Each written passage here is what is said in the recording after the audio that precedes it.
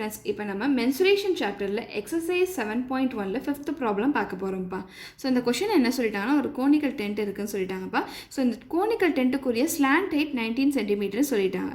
So next என்ன சொல்லியிருக்காங்கன்னா இந்த கோனிக்கல் டென்ட்டுக்குள்ளே வந்து 4 பேர் தங்கியிருக்காங்களாம். சரியா? ஸோ ஒரு ஆள் தங்குறதுக்கு எவ்வளோ இடம் தேவைப்படுதுன்னா 22 cm² இடம் தேவைப்படுதான். ஸோ இப்போ 4 ஆள் தங்குறதுக்கு எவ்வளோ இடம் தேவைப்பட்டிருக்கும்?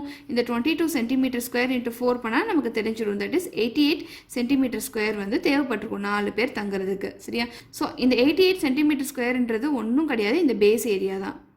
புரிஞ்சுதாப்பா? ஸோ இந்த டென்ட்டுக்குள்ளே வந்து 4 பேர் தங்கியிருக்காங்க. ஒரு ஆள் தங்குறதுக்கு 22 cm² இடம் தேவைப்படுது.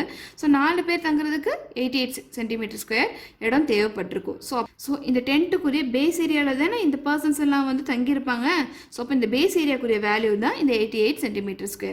புரிஞ்சுதாப்பா? ஸோ இப்போ என்ன கேட்டிருக்காங்கன்னா இந்த கொஷினில் வந்து இந்த டென்ட்டுக்குரிய ஹைட் என்ன அப்படின்னு சொல்லி கேட்டிருக்காங்க. ஸோ இப்போ நமக்கு என்ன தெரியும்? பேஸ் ஏரியாக்குரிய வேல்யூ தெரியும். அது என்னது 88 cm². சரி, பேஸ் ஏரியாக்குரிய ஃபார்முலா நமக்கு தெரியும். என்னது πr².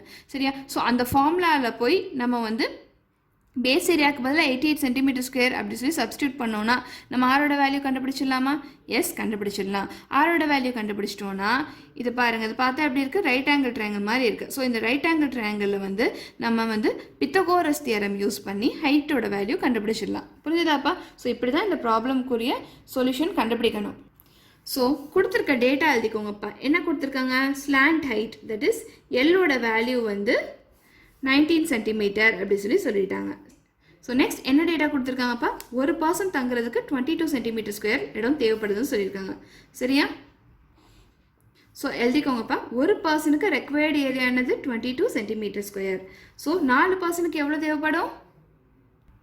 That is required area for 4 பர்சன்ஸுக்கு எவ்வளோ தேவைப்படும்னா இந்த வேல்யூவோட நீங்கள் 4 மல்டிப்ளை பண்ணிட்டீங்கன்னா நமக்கு 4 பர்சனுக்கு எவ்வளோ ஏரியா தேவைப்படும் சொல்லி தெரிஞ்சிடும். That is 88 cm². புரிஞ்சுதாப்பா? ஸோ இந்த 88 cm²ன்றது ஒன்றும் கிடையாது, என்னது? இந்த பேஸ் ஏரியா தான். ஸோ எழுதிக்கோங்க, base area of tent is equal to 88 cm².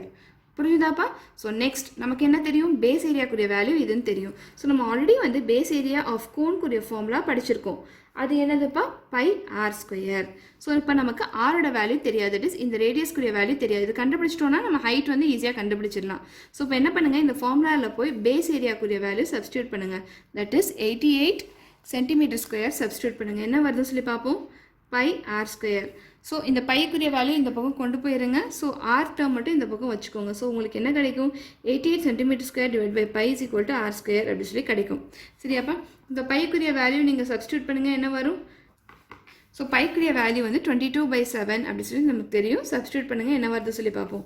So இதை நீங்கள் மேலே கொண்டு போனீங்கன்னா என்னப்பா வரும்? 88 cm² டிவைட் பை 22 இன்ட்டு 7 அப்படின்னு வரும். ஸோ இப்போ நம்ம இதை கேன்சல் பண்ணலாமா?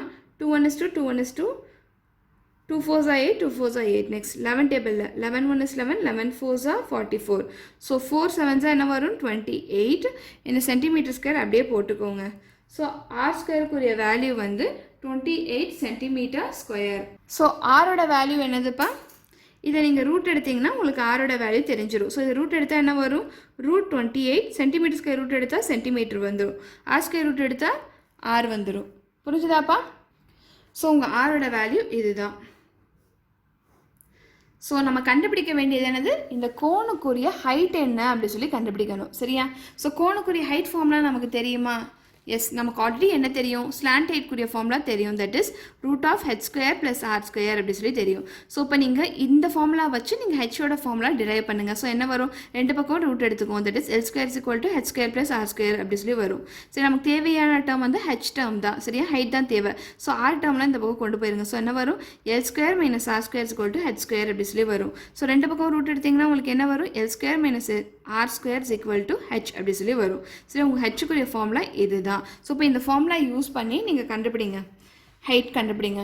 ஸோ நம்ம ஃபார்முலா என்னதுப்பா? h is equal to √L² minus r². So slant ஹைட்டுக்குரிய வேல்யூ வந்து கொஷின்லேயே கொடுத்துட்டாங்க. அது என்னதுப்பா? Slant height is equal to 19 cm சொல்லிட்டாங்க. தட் இஸ் எல்லோட வேல்யூ 19 cm சொல்லிட்டாங்க. ஸோ இந்த ஃபார்முலாவில் போய் எல்லோட வேல்யூக்கு பதிலாக 19 cm சப்ஸ்டியூட் பண்ணிக்கோங்க. ஸோ 19 cm² மைனஸ் ஆர்க்குரிய வேல்யூ என்னதுப்பா? √28 cm. r² அப்படி சொல்லியிருக்காங்க. So √28 cm². ஸோ இந்த 19 நீங்கள் ஸ்கொயர் பண்ணால் என்னப்பா வரும்? ஸோ உங்களுக்கு என்ன வரும்னா 361 வரும். இந்த சென்டிமீட்டர் ஸ்கொயர் பண்ணிங்கன்னா சென்டிமீட்டர் ஸ்கொயர். நெக்ஸ்ட் இந்த ரூட் 28 ஸ்கொயர் பண்ணிங்கன்னா என்ன வரும்? 28 வரும். சென்டிமீட்டர் ஸ்கொயர் பண்ணிங்கன்னா சென்டிமீட்டர் ஸ்கொயர் வரும். ஸோ இது ரெண்டுத்தையும் சப்ராக்ட் பண்ணுங்கள், உங்களுக்கு என்ன வரும்? ரெண்டுத்தையும் சப்ராக்ட் பண்ணால் 333 வரும். ஸோ இந்த சென்டிமீட்டர் ஸ்கொயர் அப்படியே போட்டுக்கோங்க, சரியா? ஸோ நெக்ஸ்ட் இந்த 333 ரூட் எடுத்தால் என்னப்பா வரும்? ஸோ இதுக்குரிய ரூட் எப்படி எடுக்கிறதுன்னு சொல்லி பார்க்கலாம்ப்பா. நான் ஆல்ரெடி உங்களுக்கு லாங் டிவிஷன் மெத்தட் சொல்லி கொடுத்துருக்கேன். ஸோ நம்ம ரூட் எடுக்க வேண்டிய நம்பரை நீங்கள் போட்டுக்கோங்க. ஸோ எப்படி நான் உங்களை பேர் பண்ண சொல்லியிருக்கேன், பின்னாடி இருந்து ரெண்டு நம்பராக பேர் பண்ண சொல்லியிருக்கேன். ஏன்னா நம்ம ஸ்கொயர் ரூட் எடுக்க போகிறோம். ஸோ பின்னாடி இருந்து இந்த 2 நம்பர் நான் பேர் பண்ணிக்கிறேன், மிச்சம் இந்த ஒரு நம்பர் இருக்குது. ஸோ இப்போ நான் என்ன மல்டிப்ளை பண்ணால் எனக்கு 3 வரும், என்ன ஸ்கொயர் பண்ணால் எனக்கு 3 வரும் சொல்லி பாருங்கள். 1 ஸ்கொயர் பண்ணால் எனக்கு 1 வரும், 2 ஸ்கொயர் பண்ணால் 4 வந்துடும். இதை விட எக்ஸீட் ஆயிடுது. ஸோ 1 ஸ்கொயர் பண்ணால் எனக்கு 1 வரும், சரியா? ஸோ 1 × 1 பண்ணால் எனக்கு 1 வரும். ஸோ இது ரெண்டுத்தையும் சப்ராக்ட் பண்ணுங்கள், என்ன வரும்? 2 வரும். ஸோ இப்போ நீங்கள் இதை பேராக தான் கீழே இருக்கணும். ஸோ இதை பேராக இருக்குங்க, என்ன வரும்? 233. இதில் இருக்கக்கூடிய நம்பரை நீங்கள் 2ஆல் மல்டிப்ளை பண்ணிக்கோங்க. ஸோ உங்களுக்கு என்ன வரும்? 2 கிடைக்கும். ஸோ இப்போ 2ஓட, சரியா? ஸோ இப்போ நீங்கள் என்ன பண்ணுறீங்கன்னா இந்த 2ஓட ஏதோ ஒரு நம்பர் இங்கே போடுங்க. அதே நம்பரை போட்டு நீங்கள் மல்டிப்ளை பண்ணிங்கன்னா உங்களுக்கு இந்த நம்பர் வரணும். அது என்ன நம்பர்னு பாருங்கள். ஃபார் எக்ஸாம்பிள் நான் இந்த இடத்துல வந்து 5 போடுறேன், சரியா? இங்கே 5 போட்டீங்கன்னா இங்கேயே நான் 5 போட்டு மல்டிப்ளை பண்ணணும். ஸோ எனக்கு என்ன கிடைக்கும்னா 125 எனக்கு கிடைக்குது. ஸோ நெக்ஸ்ட் அகெயின் நான் வந்து இந்த இடத்துல வந்து 5க்கு பதிலாக 6 போடுறேன். 6 போட்டே நான் மல்டிப்ளை பண்ணுறேன். என்ன வருதுன்னு சொல்லி பாருங்கள். 36, 12, 13, 14, 15, 156 எனக்கு வருது. ஸோ நெக்ஸ்ட் நான் 8 போட்டு பார்க்குறேன். 28, 8 போட்டு 8ஆல் மல்டிப்ளை பண்ணுறேன். ஸோ என்ன வருதுன்னு சொல்லி பாருங்கள். 16 + 6 வந்து 224. ஸோ இப்போ 9 போட்டிங்கன்னா இதை விட எக்ஸீட் ஆயிரும். ஸோ நான் 8 போட்டு மல்டிப்ளை பண்ணுறேன், சரியாப்பா? ஸோ இங்கே 8 போட்டு இந்த 28ஓட இந்த 8 மல்டிப்ளை பண்ணுறேன். தட் இஸ் இங்கே 8 போட்டு அதே நம்பரால் நான் மல்டிப்ளை பண்ணுறேன். ஸோ எனக்கு மல்டிப்ளை பண்ணும்போது என்ன கிடச்சது? 224 கிடச்சது. ஸோ இதை சப்ராக்ட் பண்ணுங்கள், என்ன வரும் சொல்லி பார்ப்போம். இங்கே 9 வரும், சரியா? ஸோ இப்போ நீங்கள் பார்த்துட்டீங்க, இதுக்கப்புறம் இந்த டிஜிட்டும் இல்லை, ரிமைண்டர் இருக்குது. ஸோ அதுக்கு நீங்கள் என்ன பண்ணுங்கன்னா இங்கே பாயிண்ட் போட்டுட்டு இந்த 2 0வை நீங்கள் ஆட் பண்ணிக்கோங்க. இங்கே பாயிண்ட் போட்டு நீங்கள் இங்கே 2 0 ஆட் பண்ணணும். ஸோ இப்போ இந்த பேராக தான் நீங்கள் கீழே இறக்கணும். ஸோ இந்த 0 பேராக நீங்கள் இறக்குங்க. ஸோ உங்களுக்கு என்ன கிடைக்கும்? 900 கிடைக்கும். ஸோ இப்போ இந்த கோஷனில் இருக்க நம்பரை நீங்கள் 2ஆல் மல்டிப்ளை பண்ணுங்கள். ஸோ 18 × 2 பண்ணிங்கன்னா உங்களுக்கு என்னப்பா வரும்? 36 வரும். ஸோ இந்த 36 இங்கே போட்டுக்கோங்க. ஸோ இந்த இடத்துல ஏதோ ஒரு நம்பர் வரும், சரியா? நீங்கள் போடுற நம்பரால் நீங்கள் மல்டிப்ளை பண்ணணும். ஸோ மல்டிப்ளை பண்ணால் உங்களுக்கு 900 வரணும். ஸோ அந்த மாதிரி என்ன நம்பர் வருதுன்னு சொல்லி பாருங்கள். ஸோ 36 இந்த இடத்துல வந்து நான் ஃபஸ்ட்டு 2 போட்டு 2ஆல் மல்டிப்ளை பண்ணி பார்க்குறேன். என்ன வருது சொல்லி பாருங்கள். 12, 7, 24 வருது, சரியா? ஸோ 3 போட்டிங்கன்னா என்ன வரும் சொல்லி பாருங்கள். இந்த இடத்துல 3 போட்டு மல்டிப்ளை பண்ணிங்கன்னா 1089 வந்துடுது. ஸோ நான் 2 போட்டே மல்டிப்ளை பண்ணுறேன். ஸோ இந்த இடத்துல 2 போட்டு இந்த நம்பரோட 2ஆல் மல்டிப்ளை பண்ணுறேன். ஸோ எனக்கு என்ன கிடைக்கும்னா 724 கிடைக்கும், சரியா? ஸோ இதை சப்ராக்ட் பண்ணால் உங்களுக்கு என்ன வரும் அப்படி சொல்லி பாருங்கப்பா.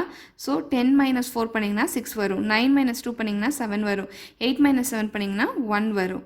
ஸோ நெக்ஸ்ட் எனக்கு வந்து இங்கே ரிமைண்டர் அகெயின் இருக்குது. ஸோ அதனால் நீங்கள் 2 0 போட்டுட்டு அந்த 2 0வையும் நீங்கள் இறக்கிக்கோங்க. ஸோ இப்போ நீங்கள் இந்த கோஷன்டோட 2ஆல் மல்டிப்ளை பண்ணுங்கள். இங்கே என்ன இருக்குது? 182 இருக்குது. ஸோ இந்த 182ஓட 2ஆல் மல்டிப்ளை பண்ணுங்கள். ஸோ உங்களுக்கு என்ன வருதுன்னு சொல்லி பாருங்கள். உங்களுக்கு என்ன வரும்னா 182 × 2 பண்ணிங்கன்னா 364 வரும், சரியா?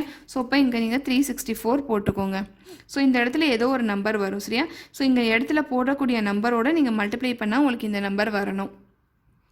ஃபார் எக்ஸாம்பிள் இந்த இடத்துல நான் 4 போட்டு 4ஆல் மல்டிப்ளை பண்ணி பார்க்குறேன். என்ன வருதுன்னு சொல்லி பாருங்கள். ஸோ 4 போட்டு 4ஆல் மல்டிப்ளை பண்ணுறேன். 4 4s are 16, 16 17, 24 25, 12 13 14. ஸோ எனக்கு 14,576 கிடைக்கிது. ஸோ நான் 5 போட்டு 5ஆல் மல்டிப்ளை பண்ணிங்கன்னா 18225 வந்துடுது. ஸோ இந்த நம்பரை விட எக்ஸீட் ஆயிடுது. 17,600 விட எக்ஸீட் ஆயிடுது.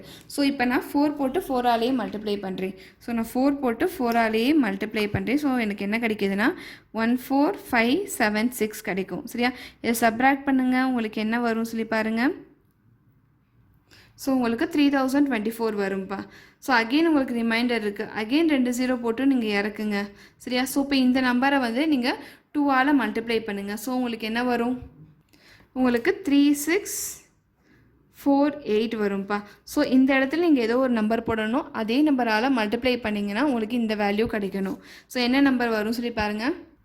ஸோ நீங்கள் 8 டைம்ஸ் பண்ணிங்கன்னா 8 போட்டு 8ஆல் மல்டிப்ளை பண்ணிங்கன்னா உங்களுக்கு 291 904 கிடைக்கும்ப்பா. ஸோ இதை நீங்கள் சப்ராக்ட் பண்ணிங்கன்னா உங்களுக்கு என்ன வரும்னா, ஸோ உங்களுக்கு இந்த வேல்யூ கிடைக்கும்ப்பா 10496ன்னு. ஸோ இப்போ நீங்கள் பாருங்கள் உங்களுக்கு என்ன ரூட் கிடச்சிருக்கு, 18.248 அப்படி சொல்லி கிடச்சிருக்கு. ஸோ இங்கே 4க்கு அப்புறம் என்ன இருக்குது பாருங்கள், உங்களுக்கு 8 இருக்குது, தட் இஸ் 5 விட பெரிய நம்பர் இருக்குது. ஸோ இப்போ இதை நம்ம ரவுண்ட் ஆஃப் பண்ணிக்கலாம் சரியா. ஸோ உங்களோட ரூட்டுக்குரிய வேல்யூ என்ன அப்படின்னா 18.25 அப்படி சொல்லி எழுதிக்கலாம். புரிஞ்சுதாப்பா. இந்த 4க்கு அப்புறம் வந்து 5 விட பெரிய நம்பர் இருக்குது. ஸோ அதனால் இந்த நம்பரை நம்ம ரவுண்ட் ஆஃப் பண்ணி நான் 5 அப்படி சொல்லி போட்டுக்கிட்டேன். ஸோ இப்போ இந்த சென்டிமீட்டர் ஸ்கொயர் ரூட் எடுத்தால் சென்டிமீட்டர் கிடைக்கும் சரியா. ஸோ உங்கள் ஹைட்டோட வேல்யூ என்னென்னா 18.25 சென்டிமீட்டர். தட் இஸ் இந்த கோனுக்குரிய ஹைட் வேல்யூ என்னென்னா 18.25 சென்டிமீட்டர். தட் இஸ் இந்த கோனிக்கல் டென்ட்டுக்குரிய ஹைட் வேல்யூ. ஸோ எழுதிக்கோங்க, therefore the height of the conical tent is 18.25 centimeter. புரிஞ்சுதாப்பா, இதுதான் உங்களோட ஆன்சர்.